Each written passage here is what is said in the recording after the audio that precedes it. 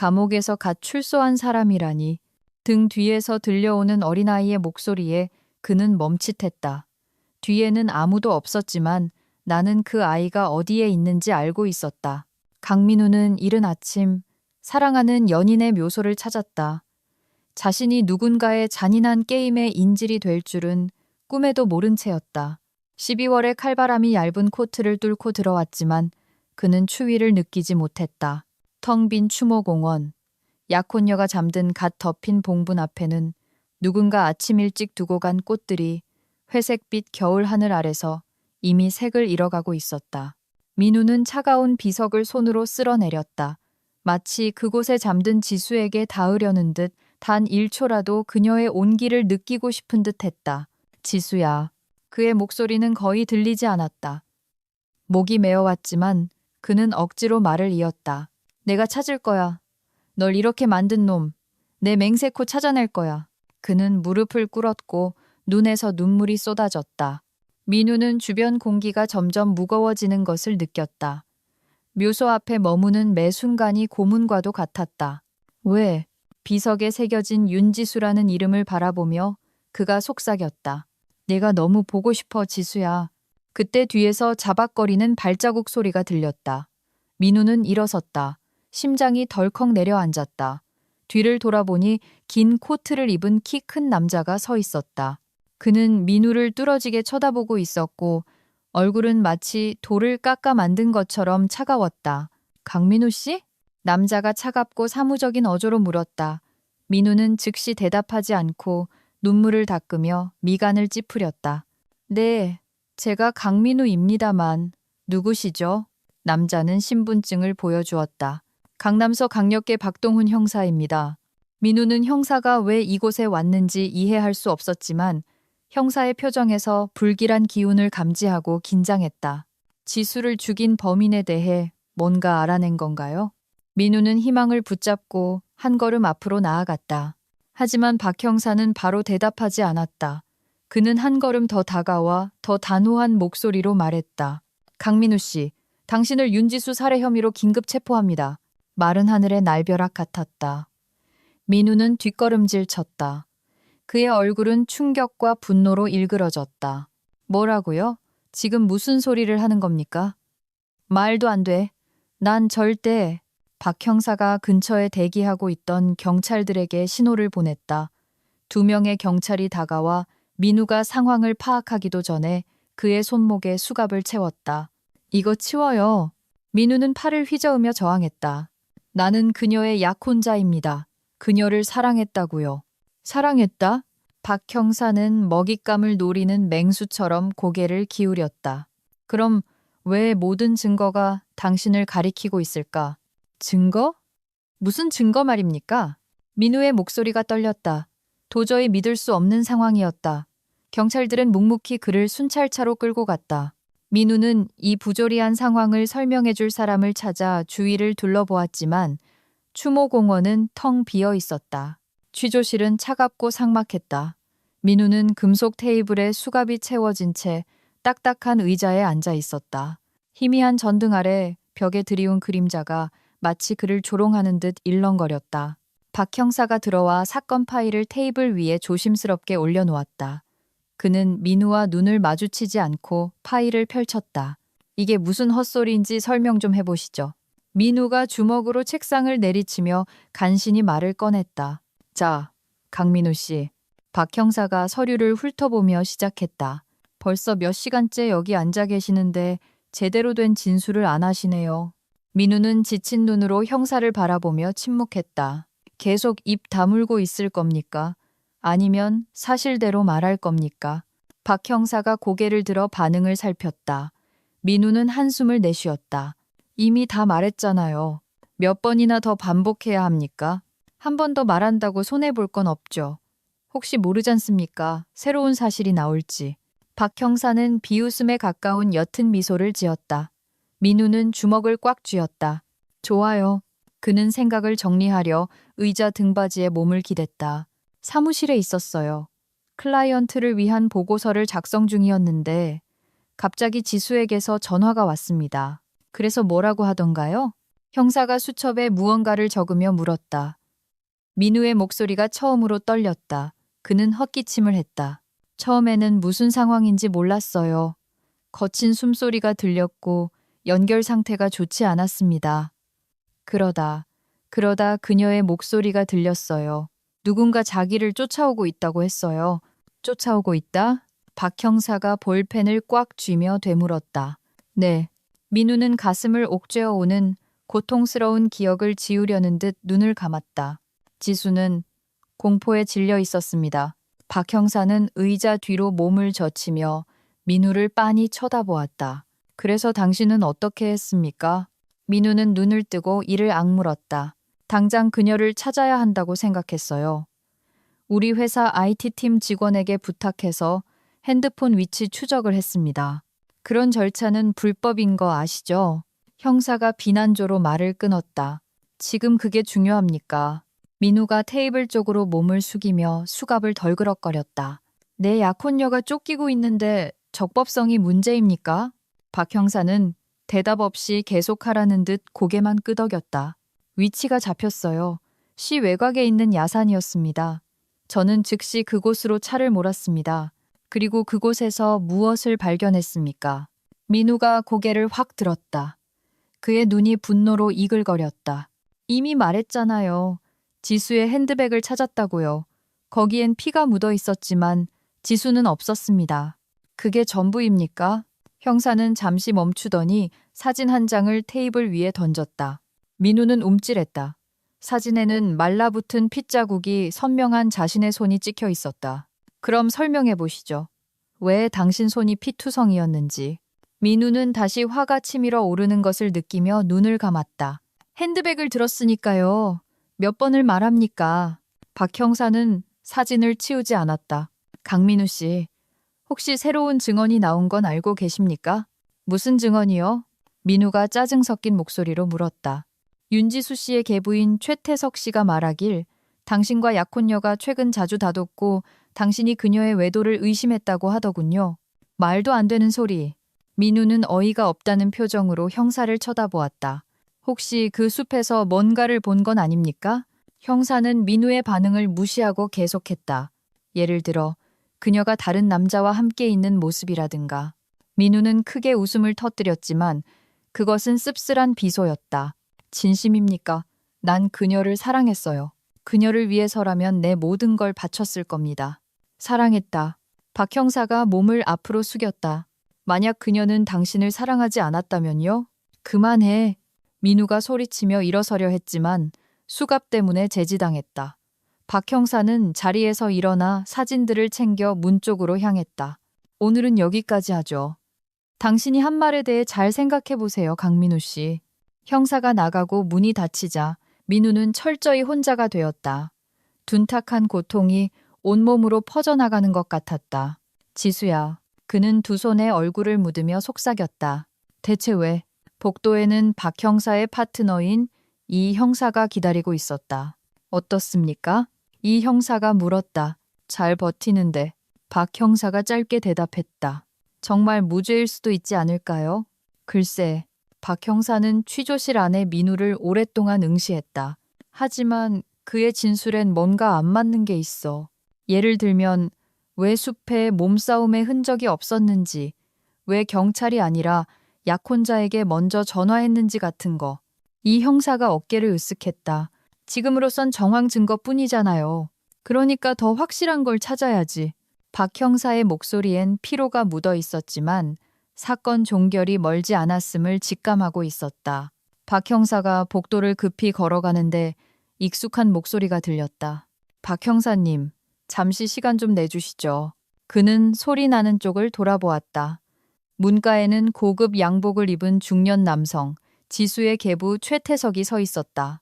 표정은 차분했지만 눈빛에는 긴장감이 서려 있었다. 최 회장님, 박 형사가 절제된 목소리로 인사하며 다가갔다. 상황은 어떻습니까? 박 형사는 주위를 둘러보고 아무도 없는 것을 확인한 뒤 최태석과 악수했다. 계획대로 진행되고 있습니다. 약속하신 대로요. 최태석은 만족스러운 듯 고개를 끄덕이며 손을 거두었다. 좋군요. 믿고 있겠습니다, 형사님. 진실이 승리하도록 만들겠습니다. 박 형사가 장담했다. 잠시 정적이 흘렀다.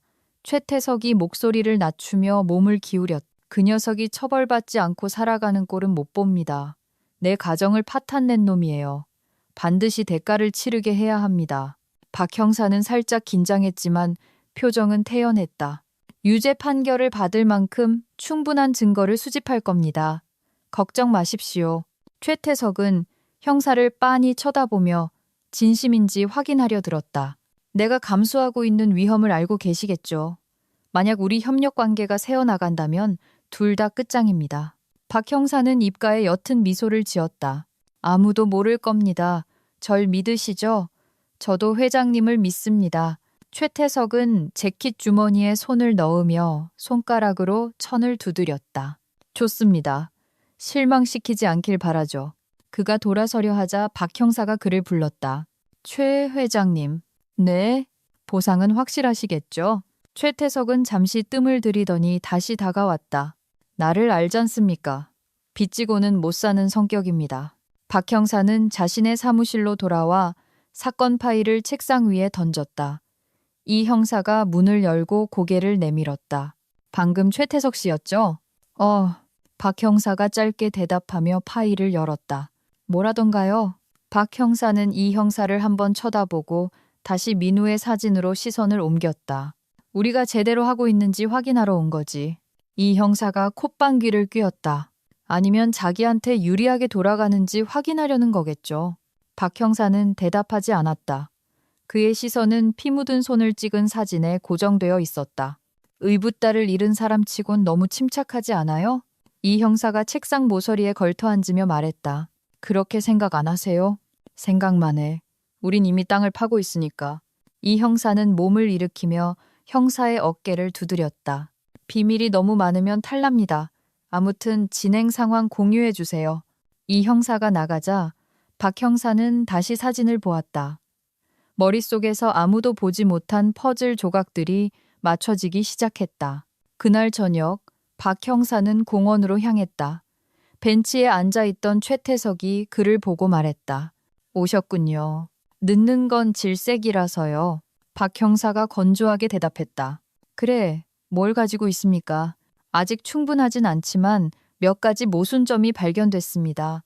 꽤 유용할 겁니다. 최태석이 미간을 찌푸렸다. 어떤 모순점 말입니까? 그건 아직 말씀드릴 수 없습니다, 회장님.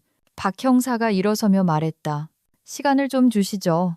최태석은 주먹을 꽉 쥐며 멀어지는 형사의 뒷모습을 노려보았다.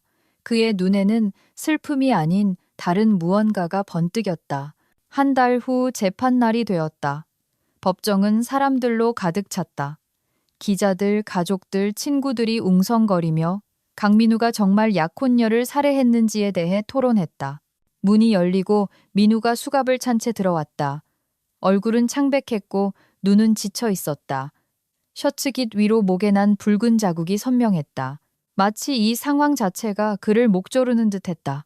맨 앞줄에는 그의 어머니가 앉아 있었다. 두 손을 모아 기도하고 있는 그녀의 얼굴은 절망 그 자체였다. 그 옆에는 지수의 절친한 친구 미경이 앉아 있었다. 그녀의 눈빛에는 의심과 고통이 뒤섞여 있었다. 모두 기립해 주십시오. 재판장이 들어오자 장내는 조용해졌다. 개정합니다. 피고인 강민우, 피해자 윤지수 사망에 관한 상해치사 사건입니다. 판사가 잠시 멈췄다. 검사, 시작하세요.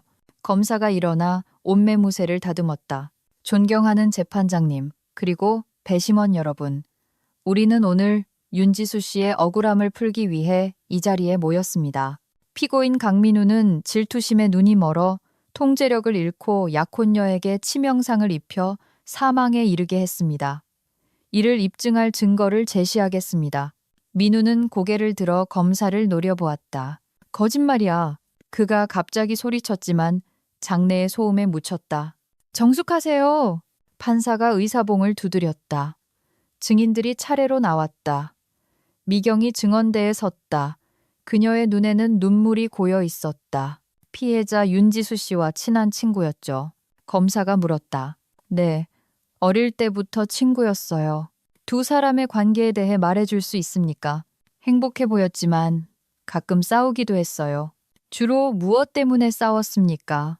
사소한 것들이었어요. 미경은 시선을 떨구었다. 피고인이 폭력적인 성향을 보인 적이 있습니까? 아니요. 미경이 소리쳤다. 전 그 사람이 그런 짓을 했다고 상상할 수 없어요. 그는 지수를 정말 사랑했다고요. 판사가 계속하라는 신호를 보냈다. 검사는 만족스러운 듯 고개를 끄덕이고 자리로 돌아갔다.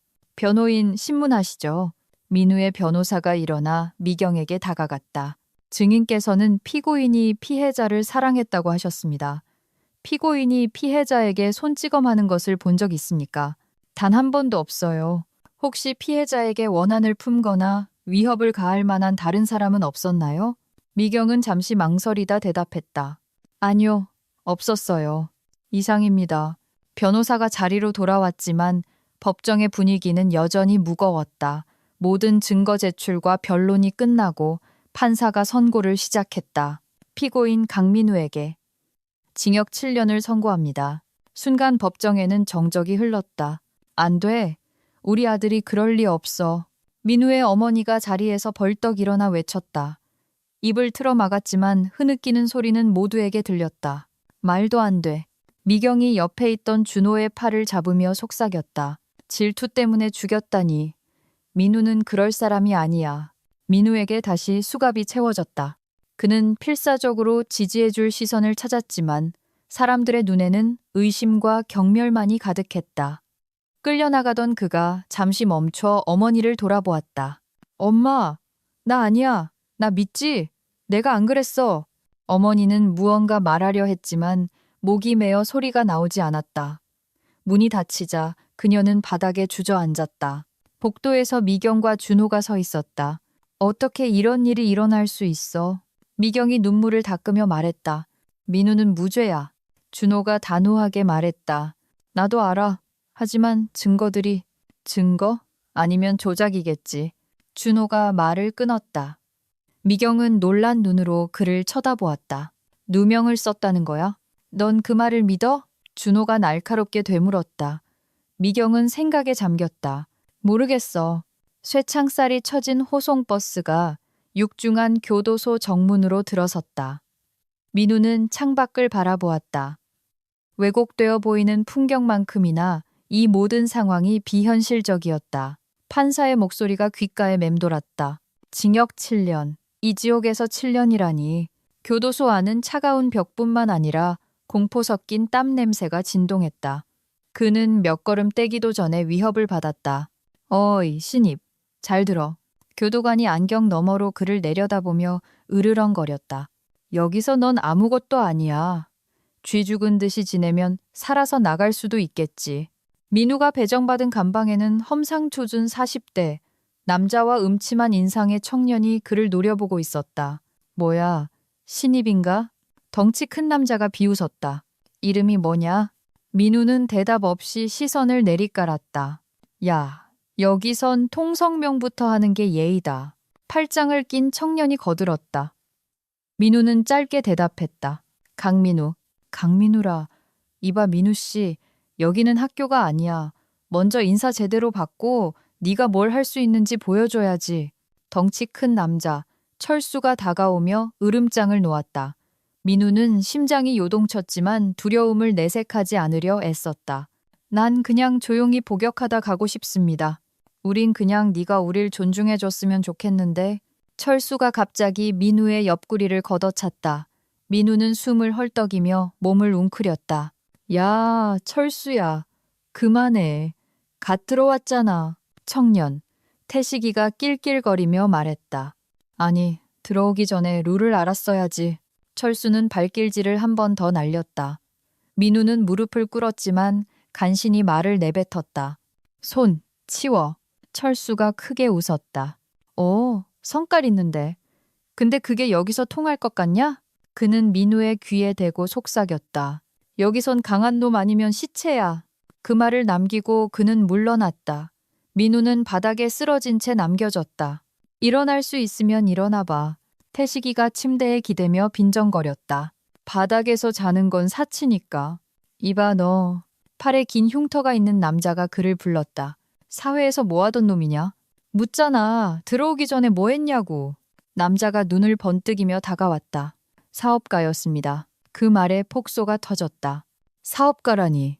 야, 여긴 회사가 아니야. 매일이 전쟁이지.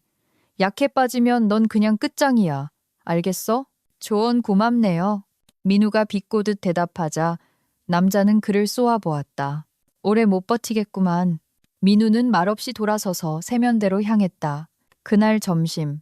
식당에서 민우는 구석진 자리에 앉았다. 어이, 신입, 분위기 파악 좀 되나? 목에 용문신이 있는 30대 남자가 맞은편에 앉았다. 그냥 조용히 밥 좀 먹읍시다. 민우가 고개를 들지 않고 대답했다. 여긴 조용할 날이 없어, 친구. 난 유라다. 넌 적응이 좀 느린 것 같아서 말이야. 당신이 무슨 상관입니까? 민우는 숟가락을 들었다. 그냥 얼마나 버틸지 궁금해서 그래. 유라가 웃었다. 협박으로 듣진 말고 그냥 팩트야. 민우는 묵묵히 밥을 먹었지만 속으로는 피로가 몰려왔다. 그날 밤 철수가 다시 민우에게 다가왔다. 이제 어떻게 돌아가는지 알겠냐? 알았다. 민우가 짧게 답했다. 그럼 실력 좀 볼까? 철수가 비웃었다.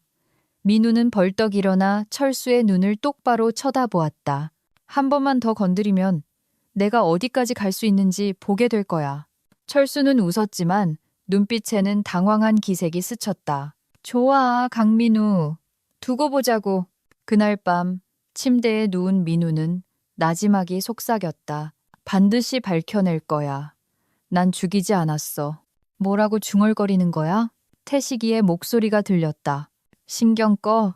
말 조심해라. 태식은 벽 쪽으로 돌아 누웠다. 민우는 눈을 감았지만 잠이 오지 않았다. 어떻게든 살아남아야 한다는 생각뿐이었다. 일주일은 영원 같았다. 매일이 긴장의 연속이었고 밤이면 온몸이 욱신거렸다. 같은 방 죄수들뿐만 아니라 본 적도 없는 놈들에게 얻어맞기도 했다. 단순한 괴롭힘이 아니었다. 최 회장님 안부 전해달라신다. 놈들은 비릿하게 웃으며 속삭였다. 민우는 침대에 쓰러져 생각했다. 왜 최태석이? 왜 나를 이렇게까지 증오하는 거지? 난 지수를 죽이지 않았는데 아무도 그의 말을 들어주지 않았다. 어이 사장님, 오늘따라 영 비실비실하네. 점심시간, 유라가 비아냥거렸다. 민우는 국을 뜬 숟가락이 벽돌처럼 무거웠다. 그냥 좀 피곤해. 피곤? 이제 시작이야. 그 안부 인사 받고도 서 있는 게 용하네. 누가 시켰는지 알지? 민우가 숟가락을 내려놓고 물었다. 소문은 돌지. 유라가 피식 웃었다. 사회에 있는 꽤나 높으신 양반이 널 아주 싫어한다고 하더군. 최태석. 민우가 내뱉었다. 맞나 보네. 야, 그 양반이 너 찍었으면 인생 꼬인 거야. 돈만 많은 게 아니라 힘도 꽤 쓰거든. 그래서 뭐? 민우가 짜증스럽게 물었다. 살아남으라고. 무슨 수를 써서라도. 며칠 뒤 샤워실. 민우는 구석에서 씻으며 눈에 띄지 않으려 했다. 어이 사장님, 물 줬냐? 철수의 목소리가 등 뒤에서 들렸다. 민우는 돌아보며 철수의 비열한 웃음과 마주했다. 철수야, 그만 좀 해라. 민우가 최대한 침착하게 말했다. 오, 말대꾸도 하고 많이 컸네. 민우가 멈칫하는 순간 누군가 그의 등을 찔렀다. 날카로운 고통이 전신을 꿰뚫었고 그는 타일 바닥으로 쓰러졌다. 핏물이 흘러나와 샤워실 물을 붉게 물들였다. 뭐야? 무슨 일이야? 교도관이 뛰어들어왔다. 민우는 일어서려 했지만 힘이 빠졌다. 시야가 흐릿해졌다. 다 비켜. 의무가 불러. 당장. 민우는 희미한 의식 속에서 실려나갔다. 출혈이 심해. 수술 준비해. 암흑이 그를 삼켰다. 눈을 떴을 때는 의무실이었다. 안경 쓴 늙은 의사가 그를 내려다보고 있었다. 어서 와라. 이승혜. 무슨 일이? 민우가 쉰 목소리로 물었다. 누가 널 저승으로 보내려고 했는데 내 명줄이 꽤 질긴가 보다. 민우는 몇 주간 병동에 누워 있었다. 비좁은 병실이었지만 감방보다는 천국이었다. 괴롭힘도 구타도 없었다. 소독약 냄새와 정적만이 감돌았다. 어느 날 아침 40대 중반의 인상 좋은 간호사 최수진이 들어왔다. 강민우 씨, 오늘 컨디션은 어때요? 덕분에 많이 좋아졌습니다. 민우가 몸을 일으키며 대답했다. 다행이네요.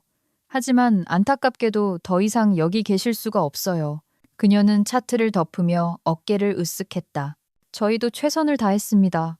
압니다. 감사합니다, 간호사님. 다시 감방으로 돌아온 민우는 또다시 덫에 걸린 기분이었다. 상처는 아물었지만 그가 약해졌다는 사실이 더 위험했다.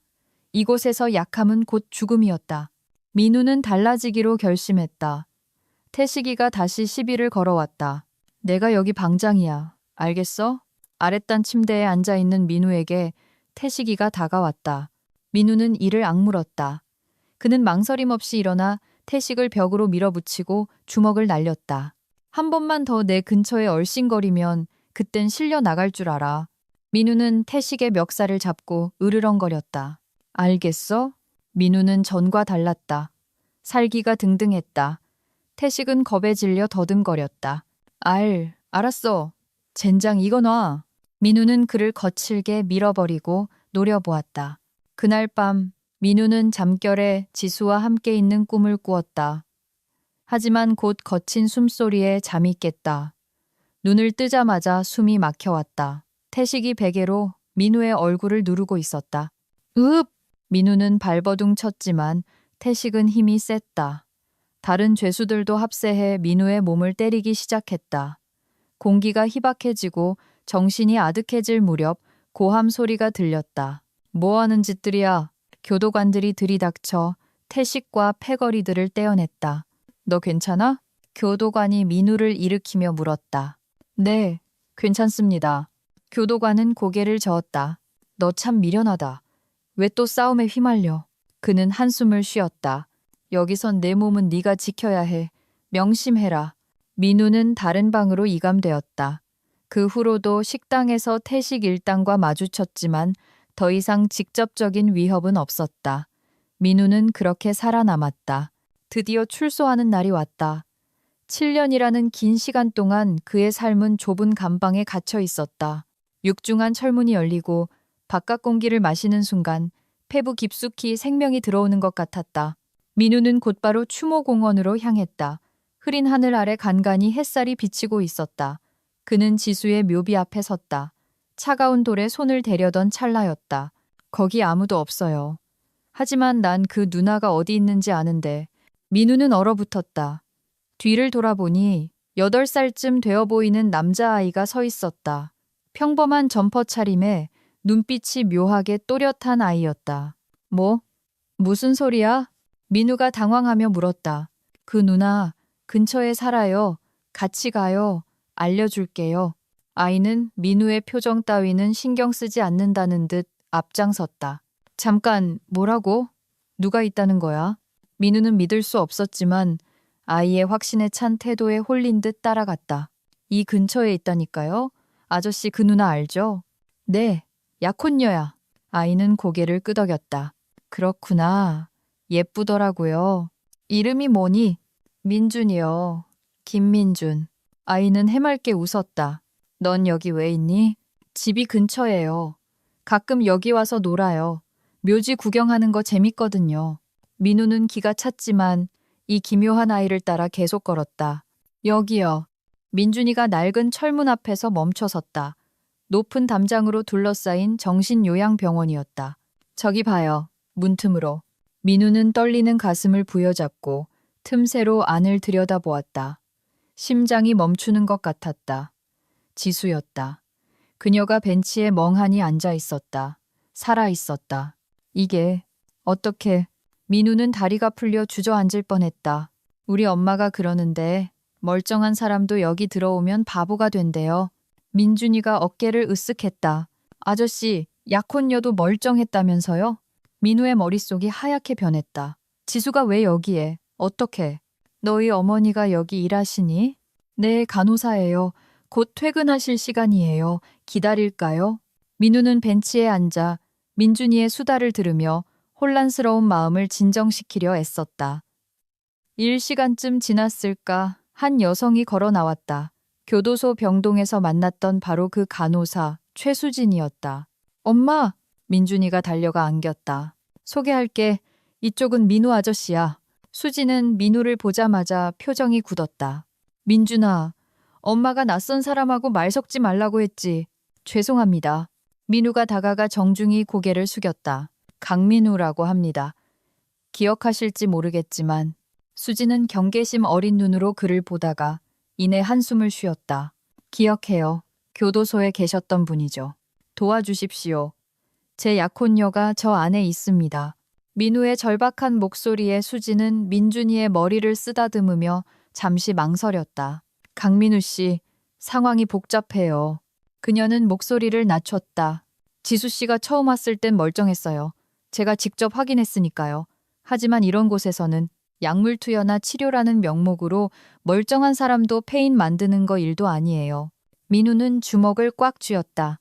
누가 그런 짓을. 병원장한테 뒷돈을 찔러주고 사람을 숨기는 경우가 종종 있죠. 지수 씨 경우엔 계부인 최태석 회장이 그랬을 거라고 확신해요. 최태석. 민우의 눈에 불꽃이 일었다. 만날 수 있습니까? 수지는 고개를 저었다. 안 돼요. 면회는 법적 보호자인 최태석만 가능해요. 보안이 철저해서 외부인은 절대 못 들어갑니다.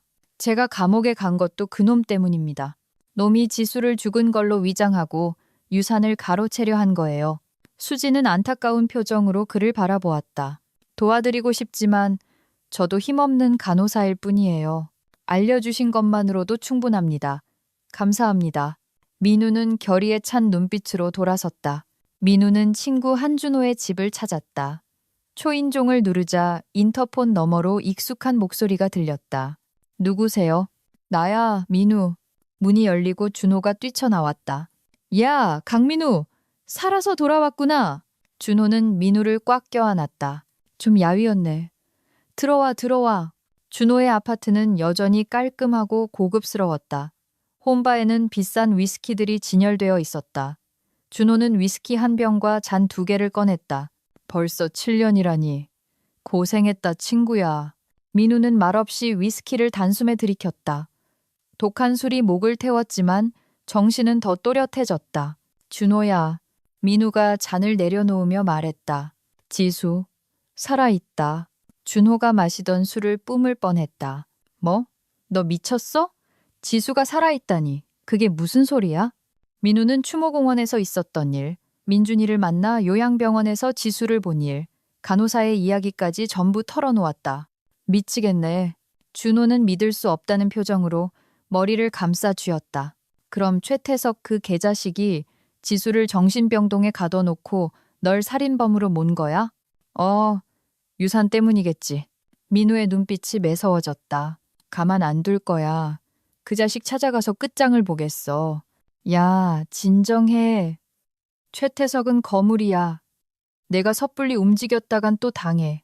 준호가 걱정스럽게 말렸다. 아니, 이번엔 달라. 내가 직접 가서 자백을 받아낼 거야. 증거를 만들어서 경찰에 넘길 거라고. 민우는 더 이상 물러설 곳이 없었다. 다음 날 새벽 6시. 민우는 말끔한 정장을 차려입고 최태석의 저택 앞에 섰다. 7년 전 지수와 함께 왔던 그곳이었다. 초인종을 누르자 경비원이 나왔다. 누구십니까? 최 회장님 뵈러 왔습니다. 강민우라고 전하세요. 잠시 후 대문이 열렸다. 민우는 거실로 안내되었다. 최태석은 소파에 앉아 여유롭게 차를 마시고 있었다. 강민우. 출소했다더니 기어이 여길 찾아왔군. 최태석이 비릿하게 웃으며 찻잔을 내려놓았다. 앉게. 뭐 하러 왔나? 돈이라도 좀 필요한가? 민우는 자리에 앉아 그를 똑바로 쳐다보았다. 이제 다 알았습니다. 지수 요양병원에 숨겨두셨더군요. 최태석의 눈썹이 꿈틀했지만 여유는 잃지 않았다. 꽤 똑똑해졌군. 감방에서 콩밥 먹더니 머리가 좀 트였나? 왜 그러셨습니까? 유산 때문에 멀쩡한 딸을 정신병자로 만들고 약혼자는 감옥에 보내고 사람이 할 짓입니까? 최태석이 소리내어 웃었다. 사람? 강민우, 세상은 돈과 권력이 지배해. 너 같은 쓰레기가 지져봐야 아무도 안 들어줘. 그래, 내가 그랬다. 그 계집애가 건방지게 내 돈을 깔고 앉아있는 꼴을 볼 수 없었으니까 그는 몸을 앞으로 숙이며 속삭였다. 그래서 뭐? 네가 뭘 할 수 있는데? 전과자 말을 누가 믿어주겠나? 민우는 주머니 속에 녹음기가 돌아가고 있음을 확인하며 일어섰다. 글쎄요. 이번엔 다를 겁니다. 당신은 반드시 법의 심판을 받게 될 겁니다. 민우가 저택을 나선 뒤 곧장 서울지방경찰청 광역수사대로 향했다. 그곳에는 7년 전 유일하게 사건을 의심했던 정 반장이 있었다. 반장님, 증거를 가져왔습니다. 민우는 녹음 파일을 재생했다. 최태석의 오만방자한 자백이 생생하게 흘러나왔다. 이거면 충분하네. 감금, 살인미수, 무고, 사기. 죄목이 화려하겠어. 정 반장의 눈이 빛났다. 즉시 체포영장 청구하겠습니다. 한 달 후 최태석은 긴급 체포되어 구속 수감되었다. 세상이 발칵 뒤집혔다.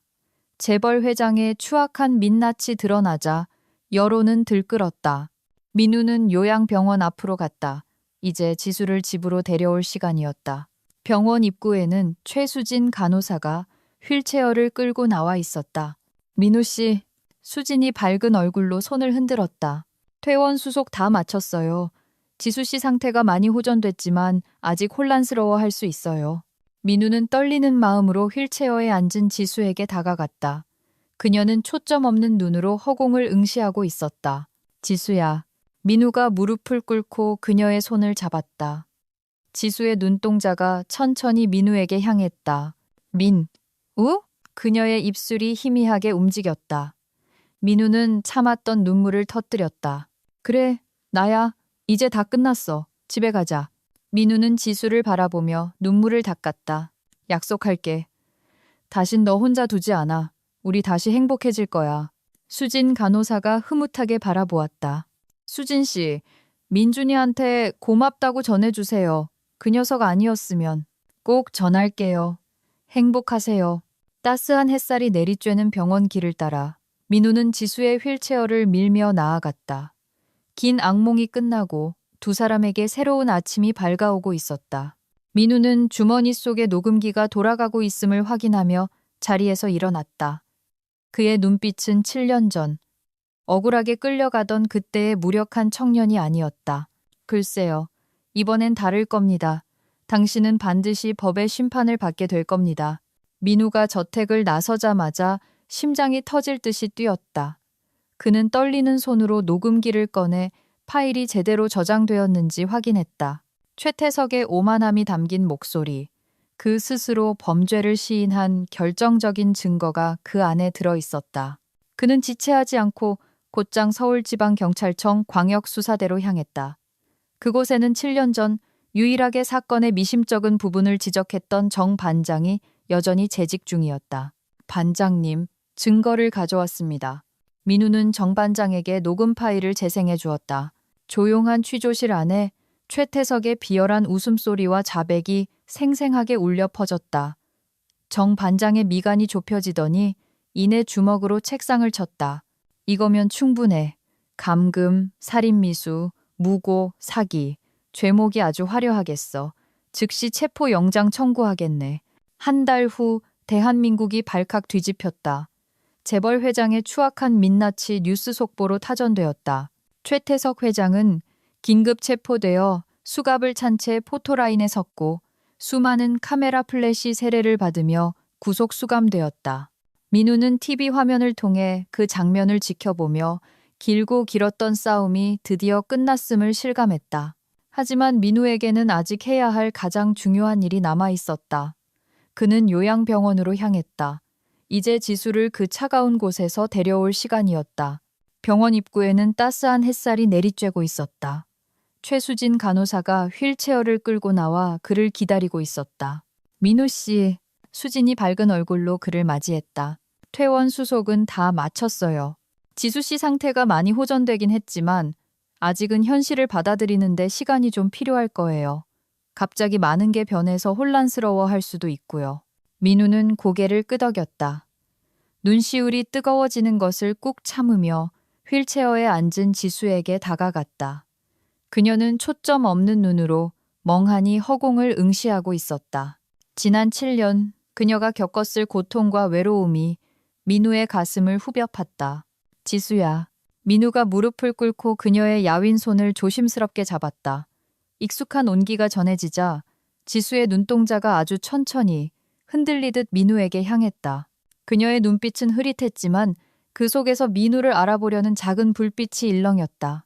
이제 정말 끝난 거야?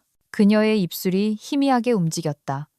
민우는 그녀의 손등에 이마를 대고 흐르는 눈물을 닦아내며 미소 지었다. 응, 다 끝났어. 이제 집에 가자. 민우는 수진 간호사를 바라보며 깊이 고개를 숙였다. 정말 감사합니다. 수진 씨. 그리고 민준이에게도 꼭 고맙다고 전해주세요. 그 아이가 아니었다면 우린 영영 서로를 못 만났을 겁니다. 꼭 전할게요. 민우 씨, 지수 씨, 이제 행복한 일만 남았네요. 힘내세요. 수진의 응원을 뒤로 하고 민우는 휠체어를 밀며 병원 정문을 나섰다. 나뭇잎 사이로 부서지는 햇살이 두 사람의 어깨 위로 내려앉았다. 지수는 아직 모든 상황을 온전히 이해하지 못한 듯 했지만 민우가 곁에 있다는 사실만으로도 조금씩 안정을 찾아가고 있었다. 민우는 휠체어를 잠시 멈추고 지수의 머리카락을 부드럽게 넘겨주며 속삭였다. 사랑해 지수야. 그는 눈가에 맺힌 눈물을 훔쳐내며 그녀의 눈을 똑바로 바라보고 다시 한번 맹세했다. 우린 다시 행복해질 거야. 내가 평생 내 곁에 있을게. 언제나. 긴 악몽의 밤이 지나고 두 사람의 앞길에 비로소 눈부신 아침이 밝아오고 있었다.